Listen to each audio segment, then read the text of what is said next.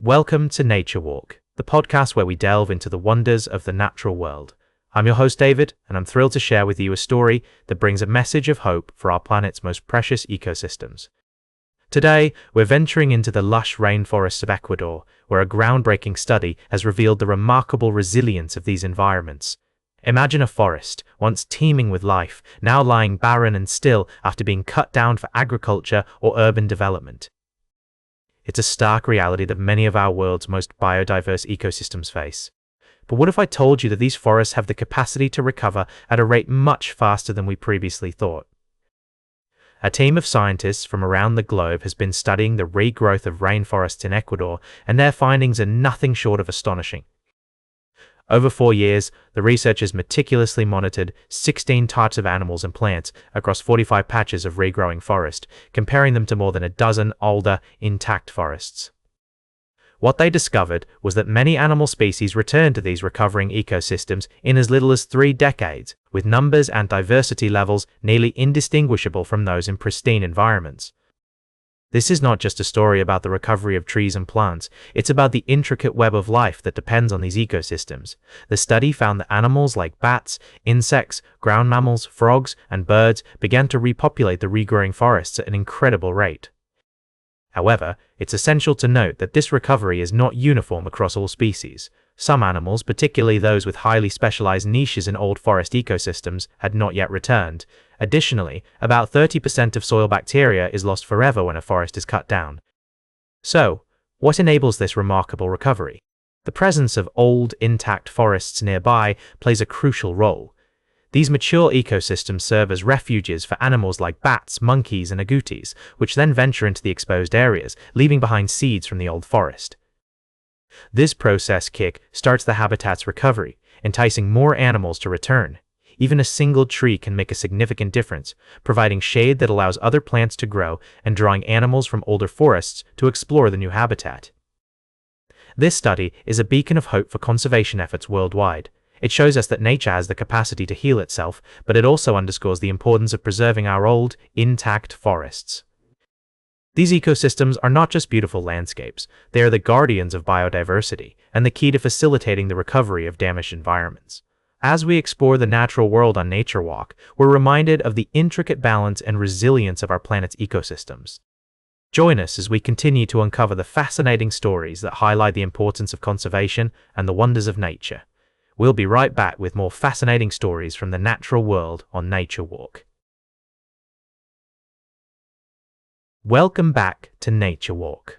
As we continue our journey through the wonders of the natural world, I'd like to take you to the banks of South America's rivers, where a remarkable creature calls home.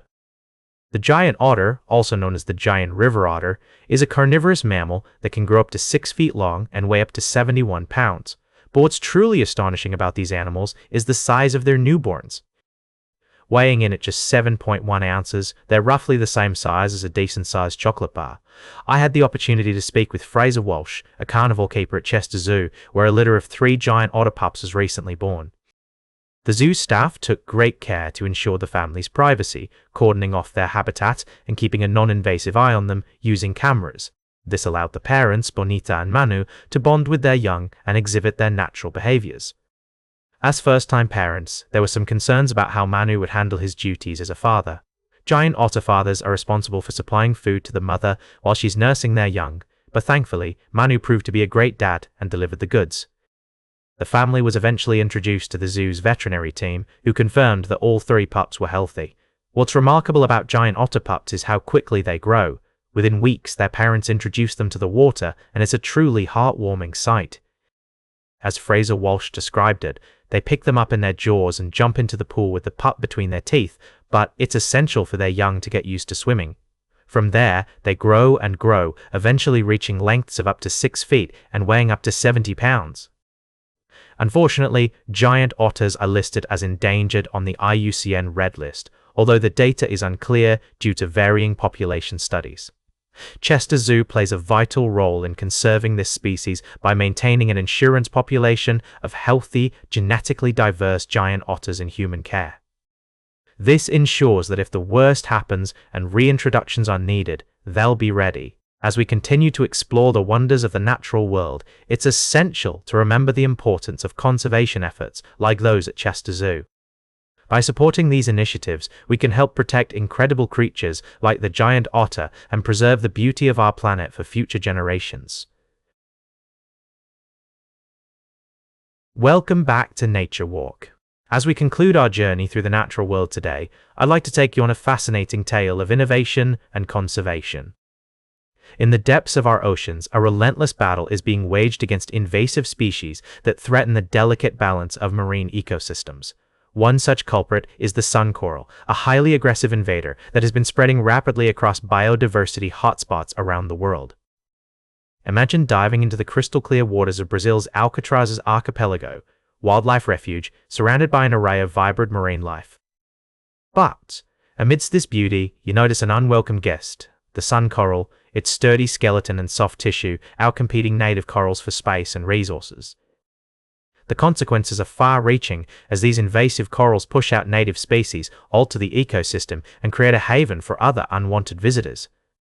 Traditionally, removal methods have been labor-intensive and often ineffective, relying on pneumatic hammering that can release tiny coral fragments, allowing them to colonize anew. But what if there was a better way?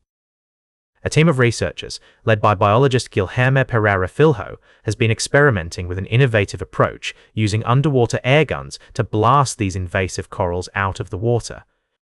The idea may seem radical, but it's inspired by laboratory techniques used to separate coral tissue from their skeletons.